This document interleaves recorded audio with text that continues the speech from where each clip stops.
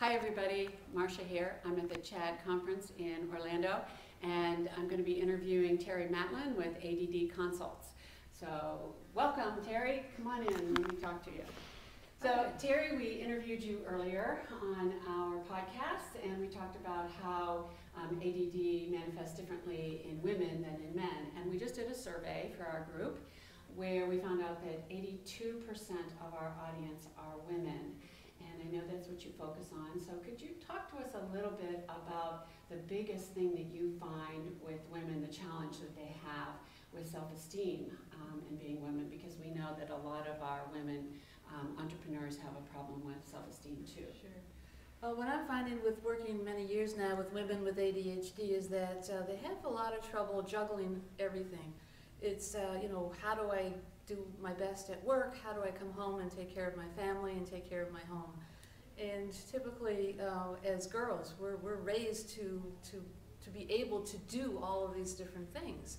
But when you have ADD as part of the picture, it becomes very difficult. And so a woman who, a girl who grows up to be, an adult who wants to be able to manage all of these different things, all of a sudden can become, she can often hit the wall when she realizes that she can't do all of these things. And when she hits the wall, what we often see is depression along with the ADHD, especially if the woman has not been formally diagnosed or treated with ADHD. So we see a lot of depression, and the concern is how can I do my best here? And sometimes a woman can do very well in the workplace. There's a tremendous amount of structure and a lot of feedback that women get in the job. But then once they come home, I can't even get dinner on the table. And why is that if I'm doing well at work and I have 2 or 3 college degrees? So then we often see the depression and often anxiety as well, along with the ADHD. So you and I were talking last night about in our own professions where we feel competent and we really feel like we can get a lot done.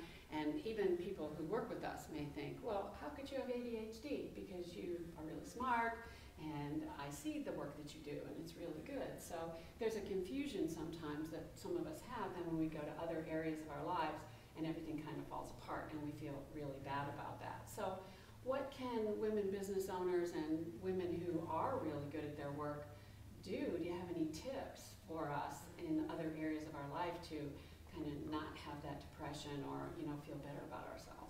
I think that's a really good question, and I think we need to remind ourselves that we have all these strengths. We can't focus all the time on our challenges or on our weaknesses, and remembering that we are good at certain things. We are, when we hyper-focus, we can really hyper-focus whatever it is that we like doing and we do it well, and hang on to those positive things instead of focusing on, well, I can't do the laundry. I get overwhelmed with sorting colors, whereas it seems like everyone in the world can do something that simple. Yet you might be the CEO of a huge company, or you're doing you have your own business and doing quite well. So we need to first reframe things. Well, I am good at certain things, instead of hyper focusing on the challenges.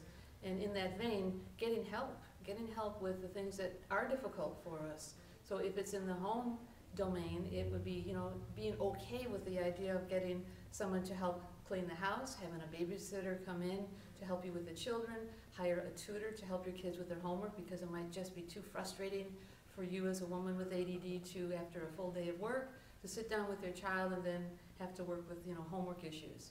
So it's accepting your strengths, accepting your challenges, but also bringing in support and resources to help you with the areas where you have difficulty. Great. So if I asked you to sum that up in one sentence, what would be your biggest tip for women business owners? My biggest tip, I think, would be get support and get help. Oh, thank you.